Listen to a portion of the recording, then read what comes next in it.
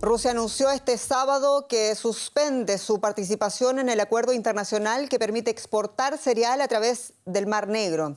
El ministro ruso de Defensa, Sergei Shoigu, dijo que la medida es la respuesta a un ataque masivo de drones contra su flota en la rada de Sebastopol, en Crimea. El Ministerio de Exteriores ucraniano acusó a Moscú en cambio de usar un falso pretexto para suspender el pacto de exportación de cereales. Este acuerdo de exportación del grano se firmó en julio pasado entre Naciones Unidas, Rusia, Ucrania y Turquía. Desde entonces, 9 millones de toneladas de cereales ucranianos han ingresado a los mercados globales. Vamos a escuchar a Ben Hodges, quien es ex general de Estados Unidos y ahora asesor de la organización Human Rights First. Escuchemos. Detener el flujo de cereal afecta a millones de personas. Lo necesitan. Viven en África, Oriente Medio, Asia.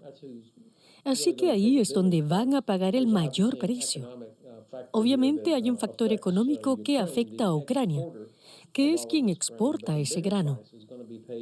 Pero el precio más alto lo van a pagar millones de personas que, una vez más, van a tener que buscarse la comida que necesitan. Creo que también es importante para Turquía. El presidente Erdogan juega un rol clave. Fue el mediador en el pacto del cereal. Su reputación está en juego. Se las arregla para relacionarse con ambos lados porque ha mantenido lazos tanto con el presidente Putin como con el presidente Zelensky. Un anuncio de Rusia que genera naturalmente inquietud internacional y queremos ampliar la perspectiva. Lo hacemos con el periodista Andrés Maurenza en Estambul. Andrés, saludos. Y bueno, la primera pregunta es ¿por qué Rusia ha tomado esta decisión? Bien, el acuerdo que estaba firmado este verano tenía una vigencia de 120 días, así que el 19 de noviembre debía renegociarse una prórroga. La ONU estaba presionando a Rusia, que ya había manifestado antes de hoy en varias ocasiones su disconformidad de cómo estaba funcionando y aunque ahora alega que son razones de seguridad, que no puede garantizar la seguridad de la navegación en el Mar Negro después de este ataque, la realidad es que probablemente Moscú siente que no está sacando ningún beneficio de este pacto, mientras Ucrania sí lo está haciendo. De hecho, se había pactado también retomar la exportación de fertilizantes rusos y esto no ha ocurrido de momento, entre otras cosas porque la principal tubería para la exportación pasa por territorio ucraniano y Kiev no quería que se retomase. Putin también se ha quejado de que los cereales no van a los países más afectados, sino a los más desarrollados, y en cierto modo es verdad, cerca de la mitad del cereal que ha salido de Ucrania a través de este corredor va a Europa y solo un 35% a Asia y África, pero fuentes europeas nos han explicado que lo que ocurre es que buena parte de este cereal que viene a Europa luego es reexportado especialmente al norte de África y a países de Asia. De hecho, me decía esta fuente que este año la Unión Europea ha reducido su importación de cereales ucranianos respecto a anteriores años y de hecho está exportando más a países de Asia y África.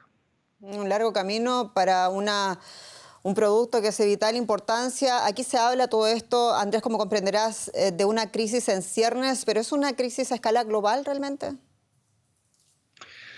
Bueno, hasta ahora habían salido ya más de 9 millones de toneladas de cereal, que es casi la mitad del cereal que estaba bloqueado en Ucrania desde el inicio de la invasión rusa. Es decir, que que estaba funcionando muy bien, y de hecho aquí en Estambul, donde está el centro de monitorización, hay enormes filas de buques que están esperando a que se les autorice la entrada en el Mar Negro y en el corredor ucraniano. Es decir, como digo, estaba funcionando realmente bien, y los expertos consideran que esto había tenido un efecto positivo porque había servido para aliviar el alza de precios, a reducirla incluso un poco.